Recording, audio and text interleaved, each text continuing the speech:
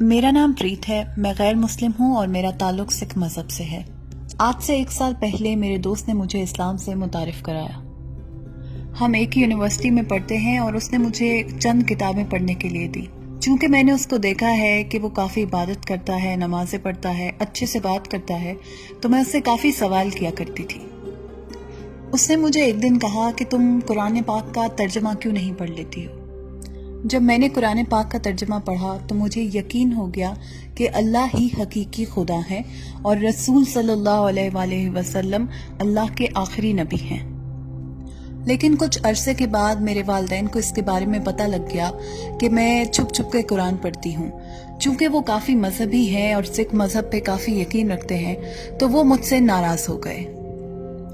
جب میرے والدین کو یہ پتہ لگا کہ میرا اسلام کی طرف رجحان زیادہ ہو رہا ہے تو وہ مجھے اٹھا کے گردوارہ لے گئے تاکہ میرا سکھ ازم پہ یقین زیادہ پختہ ہو جائے۔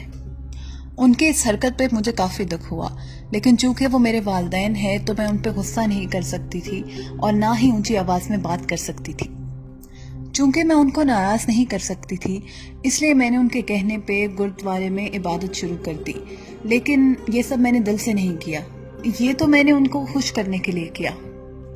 تو آپ مجھے نصیحت کریں کہ میں اپنے والدین کو کیسے سمجھاؤں کہ اسلام ہی سچا مذہب ہے اور میں اس کی جانب آنا چاہتی ہوں۔ ہماری اس بہن نے سوال کیا ہے کہ یہ اسلام کو 1-1.5 سال سے پڑھ اور سمجھ رہی ہیں۔ ہماری بہن نے یہ بھی کہا ہے کہ وہ یقین رکھتی ہیں کہ حقیقی خدا صرف اللہ ہے اور رسول صلی اللہ علیہ وآلہ وسلم اللہ کے آخری نبی ہیں، لیکن ان کے والدین ان کو اسلام قبول کرنے نہیں دے رہے۔ ایسے میں یہ چاہتی ہیں کہ میں ان کو نصیحت کروں کہ ان کے لیے مناسب راستہ کیا ہے۔ میری ایک کتاب ہے اور کئی لیکچر بھی ہیں جس میں نے بتایا ہے کہ حقیقی خدا کا تصور کیا ہے، مختلف مذاہب میں خدا کو کیا سمجھا جاتا ہے۔ میں نے اپنی اس کتاب اور لیکچرز میں تمام مذاہب کے بجائے 4 مذاہب کی بات کی ہے، جن میں سکھ ازم کو بھی بعد میں شامل کر دیا گیا۔ میں نے اسلام، یہودیت، عیسائیت، ہندوازم اور سکھ ازم کے بارے میں بتایا ہے کہ ان تمام مذاہب میں خدا کا تصور کیا ہے۔ میری بہن، سکھ ازم وہ مذہب ہے جو کہ 15ویں صدی کے آخر میں آیا۔ گرو نانک صاحب نے اس کی بنیاد رکھی اور وہ صوبہ پنجاب میں تھے۔ اور کچھ علماء یہ خیال رکھتے ہیں کہ سکھ ازم جو ہے وہ مختلف مذاہب کا مکسچر ہے، جیسا کہ اسلام اور ہندوازم کو مکس کر کے بنایا گیا ایک مذہب ہے۔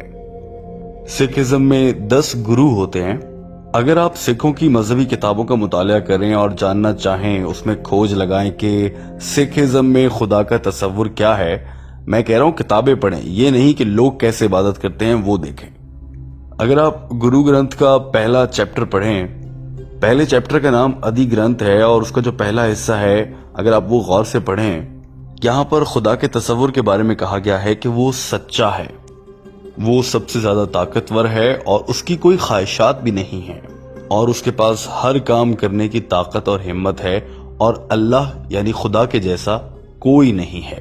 اب اگر آپ سکھ ازم کی کتاب سے ان آیات کا ترجمہ غور سے سمجھیں تو آپ کو احساس ہوگا کہ یہ تمام تر آیات کا ترجمہ اور مفہوم قرآن پاک کی سورہ اخلاص سے بالکل ملتا جلتا ہے۔ یعنی سکھ ازم میں جو خدا کا تصور ہے وہ بالکل ویسا ہی ہے جیسا کہ قرآن پاک میں اللہ تعالیٰ کا تصور ہے۔ جیسا اسلام میں خدا کے بارے میں بتایا گیا ہے ویسا ہی سکھ ازم میں بھی خدا کے بارے میں بتایا گیا ہے۔ اور سکھوں کی مذہبی کتابوں میں یا سکھ ازم میں بہت سے مواقعوں پر اللہ تعالیٰ کی، یا اگر یہاں پر خدا کہہ لیا جائے، خدا کی بہت سی صفات بیان کی گئی ہیں۔ سکھ ازم میں خدا کو بہت سے مواقعوں پر صاحب کہا گیا ہے، جس کا معنی ہوتا ہے کہ وہ آقا ہیں۔ بہت سے مواقعوں پر اللہ تعالیٰ کو رحیم کہا گیا ہے سکھ ازم میں، جس کا مطلب ہے کہ رحم کرنے والا۔ اسی طرح سے کہیں پر کریم کہا گیا ہے اور 1-2 مواقعوں پر ایسا بھی دیکھا گیا ہے کہ وہاں پر واحد گرو کہا گیا ہے، جس کا یہ مطلب ہے کہ واحد سچا خدا۔ اور سب سے دلچسپ بات یہ ہے کہ سکھ ازم میں بتوں کی پوجا سے بھی منع کیا گیا ہے۔ سکھ مذہب میں اس بات کی بھی سختی سے نفی کی گئی ہے کہ خدا اپنی شکلیں بدلتا رہتا ہے، کبھی وہ سورج کے روپ میں نظر آئے گا، کبھی پہاڑ کے روپ میں نظر آئے گا۔ سکھ مذہب میں اس کو بھی کسی خاطر میں نہیں لایا گیا اور ایسا کہیں نہیں کہا گیا ہے۔ لہٰذا اگر مذہبی کتابوں کا مطالعہ غور سے کیا جائے، سکھزم کی کتابوں کو پڑھا جائے اور اسلامی کتابوں کو پڑھا جائے، قرآن پاک کو سمجھا جائے، تو ہم اس نتیجے پر بہت آرام سے پہنچ سکتے ہیں کہ دونوں مذاہب میں خدا کا تصور ایک جیسا ہے۔ سکھزم اور اسلام دونوں میں خدا کے بارے میں جو کہا گیا ہے وہ تقریباً ایک جیسا ہے۔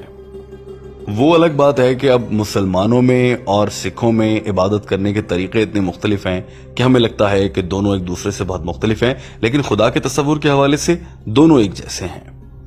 تو یہاں پر میں آپ کو یہ نصیحت کر سکتا ہوں کہ آپ قرآن پاک کا ترجمہ اپنے والدین کو پڑھائیں، اپنے والد صاحب کو، والدہ کو پڑھائیں، تاکہ وہ بھی وہ چیزیں سمجھ سکیں جو آپ سمجھ چکی ہیں۔ انہیں قرآن کا ترجمہ دیں، ان سے پوچھیں کہ ایسا اس میں کیا ہے قرآن پاک میں جو جس سے آپ اختلاف رکھتے ہیں یا جو ان کو سمجھ نہیں آتا۔ لیکن یہ سب کچھ کرتے ہوئے آپ کو بہت صبر سے کام لینا ہوگا، بلکہ ایسا کہنا چاہیے کہ آپ کو ایسے موقع پر ایک سچے ایمان رکھنے والے انسان کا کردار ادا کرنا ہوگا۔ لیکن یہاں پر میں آپ سے کچھ کہنا چاہتا ہوں کہ آپ نے کہا کہ آپ ایک خدا پر یقین رکھتی ہیں اور آپ یہ مانتی ہیں کہ اللہ تعالیٰ ہی حقیقی خدا ہیں، آپ نبی کریم صلی اللہ علیہ وآلہ وسلم کو بھی اللہ کا آخری نبی مانتی ہیں۔ تو یہاں پر میرا آپ سے سوال ہے کہ آپ نے اب تک اسلام قبول نہیں کیا ہے، ایسا کیوں؟ آپ کے خیالات کو دیکھا جائے تو ایسا لگتا ہے کہ آپ دائرہ اسلام میں داخل ہو چکی ہیں، جیسا آپ کے یقین ہے اس کو دیکھتے ہوئے کہا جا سکتا ہے۔ لیکن میں آپ سے جاننا چاہتا ہوں کہ آپ اسلام قبول کرنا چاہتی ہیں؟ جی ہاں، میں اسلام قبول کرنا چاہتی ہوں، لیکن یہاں پر میں آپ سے یہ جاننے آئی ہوں کہ اپنے والدین کو کیسے سمجھاؤں۔ میں اس پر یہی کہہ سکتا ہوں کہ آپ اپنے والدین کو میری DVDs دیں، قرآن پاک کا ترجمہ پڑھائیں۔ بہت سے لوگ آپ کو کہیں گے کہ آپ اسلام قبول کر رہی ہیں، آپ دہشت گرد بننے جا رہی ہیں، بہت سی غلط فہمی ہیں اسلام کے بارے میں۔ لیکن یہاں پر یہ جاننا بہت ضروری ہے کہ والدین کا احترام کرنا چاہیے۔ ماں کے قدموں تلے جنت ہوتی ہے۔ بھلے آپ کی ماں سکھ مذہب کو ماننے کی وجہ سے جنت میں نہ جا سکے، لیکن ان کے قدموں تلے جنت ہے، تو آپ ان سے بدتمیزی نہیں کریں گی۔ میں تمام نوجوانوں کو جو اسلام قبول کرتے ہیں انہیں سمجھاتا ہوں کہ آپ کو اسلام قبول کرنے کے بعد آپ کے رویے میں ایک تبدیلی آنی چاہیے۔ جو آپ پہلے تھے اب آپ ویسے نہیں ہونے چاہیے۔ آپ ایک بیٹی ہیں، آپ اپنے والدین کی اچھی بیٹی بنیں۔ اب جب آپ اسلام قبول کر لیتی ہیں، اگر آپ کر لیتی ہیں، تو اس کے بعد آپ پر فرض ہوگا کہ آپ زیادہ اچھی بیٹی بنیں، والدین کا زیادہ احترام کریں، تاکہ جب وہ آپ سے پوچھیں کہ آپ میں یہ تبدیلی کیسے آ گئی تو آپ بتا سکیں کہ میں نے اسلام قبول کیا ہے اور اسلام ہمیں یہ سکھاتا ہے۔ اس بات سے بھی یقیناً آپ کے والدین اسلام کی جانب آ جائیں گے۔ اور آپ کو چاہیے کہ آپ فرما بردار بیٹی بنیں، اپنے والدین کی کہی ہر بات مانیں، سوائے ان باتوں کے جو کہ قرآن پاک کی تعلیمات سے اور اسلام سے دور لے جانے والی ہوں۔ اس کے علاوہ ان کی سب باتیں مانیں، ان کا احترام کریں۔ لیکن بطور ایک بیٹی میں آپ کو یہ سمجھاؤں گا کہ آپ کبھی اپنے والدین کے ساتھ بدتمیزی سے بات نہ کریں، ان کو عزت دیں، احترام دیں۔ قرآن پاک میں کہا گیا ہے کہ اپنے والدین کو اف تک نہ کہو۔ تو میں آپ کو یہ سمجھانا چاہ رہا ہوں کہ اپنے والدین کے ساتھ آپ اپنے رویے کو بہت اچھا کر لیں، تو وہ ایک دن سوال کریں گے کہ آپ کا رویہ اتنا اچھا کیسے ہوگا، تو آپ انہیں کہہ سکتی ہیں کہ میں اسلام پر عمل کر رہی ہوں۔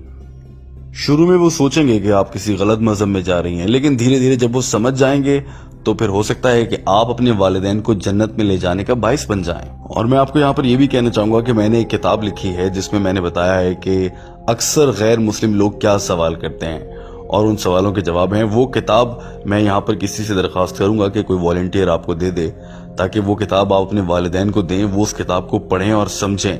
اس سے مجھے پورا یقین ہے کہ ان کے ذہن میں جو غلط فہمیاں ہیں وہ دور ہو جائیں گی اور پھر وہ خود بھی اسلام قبول کر لیں گے اور آپ کو بھی اجازت دے دیں گے۔ لیکن یہاں میں آپ سے ایک بار پھر کہہ رہا ہوں کہ آپ کو اپنے والدین کی عزت اور احترام کو برقرار رکھنا ہے، ان سے بدتمیزی نہیں کرنی، ان کی کہی ہر بات کو مان لینا ہے، سوائے ان دو باتوں کے جو اللہ اور نبی کریم صلی اللہ علیہ وآلہ وسلم کے احکامات کے خلاف ہوں۔ اس کے علاوہ وہ جو کہتے ہیں آپ وہ مان لیجئے۔ مثال دے رہا ہوں، اگر آپ کی والدہ آپ کو کہتی ہیں کہ آپ نیلے رنگ کے کپڑے پہنیں، آپ کو نیلے رنگ کے کپڑے پہننا پسند نہیں ہے، آپ اس کے باوجود اپنی والدہ کی خوشی کے لیے وہ کپڑے پہن لیں، اس سے یہ ہوگا کہ آپ کی والدہ آپ سے مزید پیار کریں گی، اور پھر وہ آپ کے رویے میں یہ تبدیلی دیکھنے کے بعد کہ آپ اتنا اچھا کیسے ہو گئی ہیں، آپ سے سوال کریں گی کہ ایسا کیسے ہوا، اور آپ انہیں بتا سکیں گی کہ میں اب دین اسلام پر عمل کر رہی ہوں اور اس نے میری زندگی میں یہ خوشگوار تبدیلیاں دی ہیں۔ اس کے بعد یقیناً آپ کے والدین بھی اسلام کی جانب آ جائیں گے۔ مجھے امید ہے کہ آپ کو آپ کے سوال کا جواب مل گیا ہوگا۔ دوستو، ہم آپ کے لیے ڈاکٹر ذاکر نائک کی انگریزی زبان میں کی گئی گفتگو کا اردو ترجمہ لاتے ہیں تاکہ آپ ڈاکٹر ذاکر نائک کی گئی گفتگو کو سمجھ سکیں اور اسے سمجھنے کے بعد دوسرے افراد تک بھی پہنچا سکیں۔ امید ہے کہ آپ کو یہ ویڈیو پسند آئی ہوگی۔ آپ سے درخواست ہے کہ اس چینل کو سبسکرائب کر لیجئے تاکہ آپ تک ہماری آنے والی ہر ویڈیو پہنچتی رہے۔ دوستو، یاد رکھیے کہ یہ چینل خالصتاً آپ کی رہنمائی کے لیے بنایا گیا ہے۔ ویڈیو دیکھنے کا بہت شکریہ۔